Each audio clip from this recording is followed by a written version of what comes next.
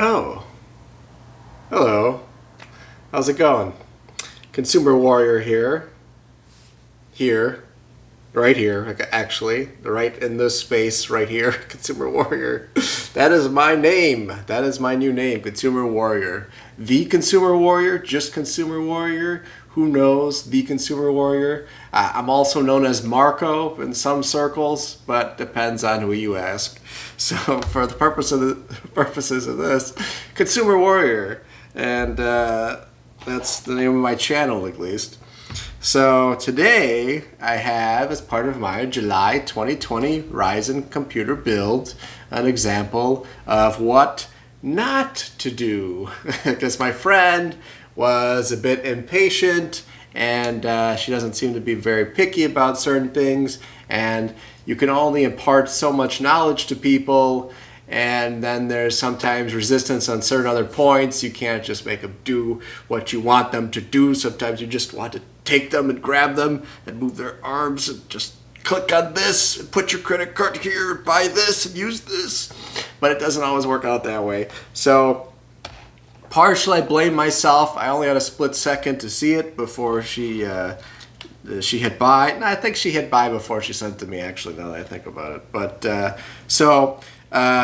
she's getting a motherboard that has two M.2 slots. So I said, you know, if you're going to buy an NVMe, really good value option right now is the Western Digital Blue SN550 or the SN750 Western Digital Black NVMEs, both in the 1 terabyte size, are really good values right now because they have high reliability, really good ratings online on Amazon and the like.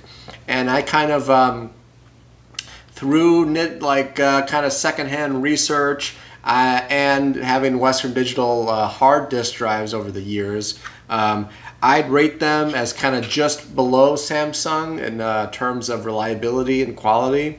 But Samsung is very pricey right now. Since the whole pandemic issue has started, it's been at a heavy premium, much more than usual. Although I would like to recommend Samsung NVMEs, they are very, very pricey. A little bit too pricey. Thus, we have the Western Digital options. A couple other good ones are Sabrent, came out as a contender out of nowhere. I guess they've been around, but some of the higher end Crucial stuff, ADATA, etc., etc. But so Western Digital Blue NVMe is a good option. This is the SATA version though, so it very lovely there. It takes up an M2 slot, but it only provides SATA level speed. So it's going to top out at around 500 megabytes. It says right here actually. 560 read and 530 write. So, you know, it's much better than a hard disk drive, but you are really missing out on something like 5 times faster in certain scenarios with NVMe drives, and they're about the same amount of money, to maybe slightly more in some situations. But if you're willing to keep an eye out for a short deal come around every couple of weeks or so, they go on sale. Like a 1 terabyte NVMe Blue I just saw from Western Digital. You can sign up for their email, get a 10% coupon, and that comes out to like $105. And I believe she paid more than that for this. But returning it is a hassle and all, I get that. So yeah, as far as hard drives and like what you really notice in the real world, it's hard disk drives are the slowest snails. Don't want your operating system to be on that. Don't even really, I mean, you can have games on it nowadays, but SSDs are coming down in price, and especially a game with a lot of loading screens, it's a lot nicer having an SSD. It really makes it more snappy. And sometimes there are even graphical things that pop up where they're loading stuff from the hard drive. So it could hurt you. Not all the time. And if you're on a budget, you know, it's fine. But the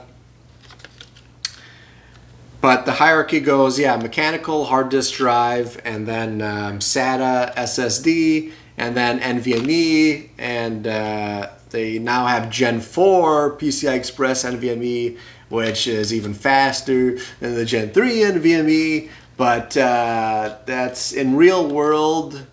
In the real world, which we all live in for now, supposedly, unless the simulation is true and we're all in a simulation, but it's still real to us. So for these purposes, I would still say it's the real world.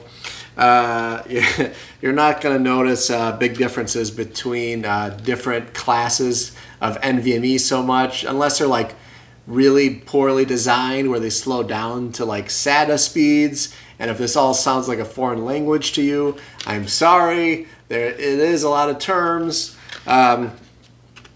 But, okay, so just to bring it back down to baseline here, the SN550 Western Digital WD Blue NVMe, not like this. This is a SATA. This is, where does it say? It says somewhere on the box SATA. Blah, blah, blah. It says SATA on the picture. It says SATA on the picture only. Is that the only place it says that on here? Except in the small print. Yeah, well, on the side. So on the side, it says 3D NAND SATA SSD. So not NVMe. So,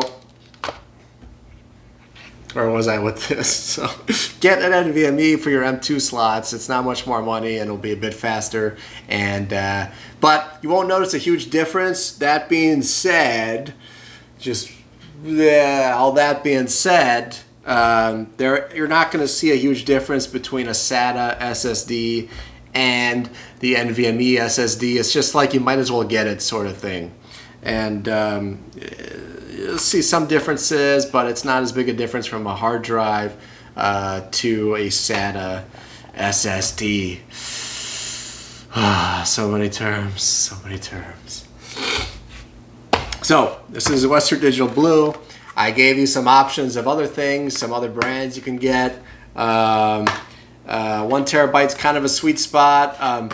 If you go down in capacity and size, it kind of hurts you because of the nature of the technology and how it works. There's like these things that scale with the size of the drive. So a 512 gigabyte drive will actually have less performance, not only less space, but less performance than a 1 terabyte drive, and vice versa. So a 2 terabyte drive might even have more performance than a 1 terabyte drive, and that's only recently that we start seeing the higher capacity drive and SSDs, NVMe SSDs be a thing. So 2 terabyte I've seen where they're close to $220 or so. That wouldn't be bad because things like cache, DRAM cache, the controller, yada, yada, yada, it scales up. So the 2 terabyte is becoming more reasonable now. 1 terabyte is still kind of a sweet spot. So I recommend 1 terabyte NVMe drives from things like Western Digital, ADATA, Sabrent, Crucial.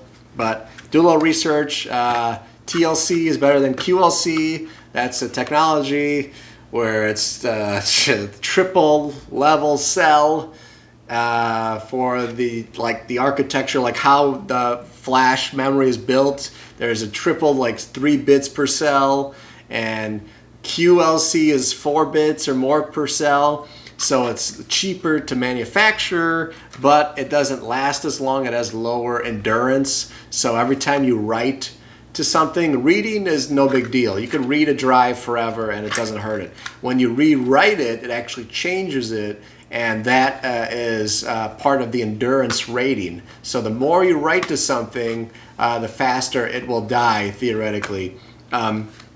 So if you have a drive where you don't write to it very often, that could be QLC. But if you have an operating system drive, I would recommend a TLC drive still, and they're still a good value. They're not like the QLC drives aren't that much cheaper anyways, so why give yourself a lower life span product when it's near the same price? It doesn't make much sense yet. So that's most of it. With there's, you know, it's a big topic, there's a lot to go into, but basically get yourself an NVMe around a terabyte and up, fill up those M2 slots, and you can always add SATA SSDs are perfectly fine for games or just about anything really, and you could just add those on as you need them, and prices tend to go down. You know, sometimes they spike up, but they tend to go down. We're still kind of following Moore's law. So just do that, and maybe, you know, one physical hard drive is maybe all you need nowadays, but maybe you don't need a physical spinning platter drive there that is so slow and fails faster.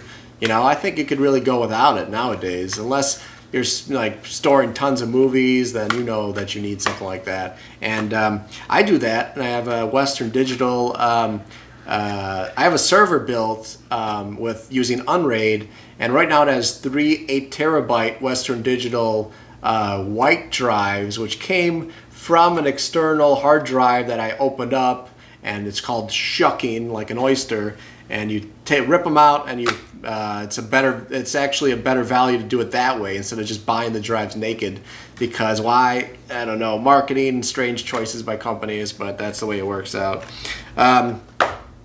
Leave a comment if you're curious about that, and I can give you some more information about that. But for now, I'm winded. I need to give my voice a rest. I'm feeling like I'm losing my voice now. So that's about it for this. What not to do somewhat is because in this case, she could have gotten a better drive, slightly better for more money, but this will work fine because it has 2 M2 slots on the motherboard she's using. She could just put this in the second one and get a regular NVMe faster one for the main drive, and that will work out fine. And the second drive could just be used for you know, games and files, and that will be speedy enough. So rounding out this SSD review, M2 SATA SSD Western Digital Blue review for my July 2020 Ryzen build. This is the Consumer Warrior signing out. Everyone stay safe. Let stress go. Love each other. And keep fighting the good fight. Later, guys.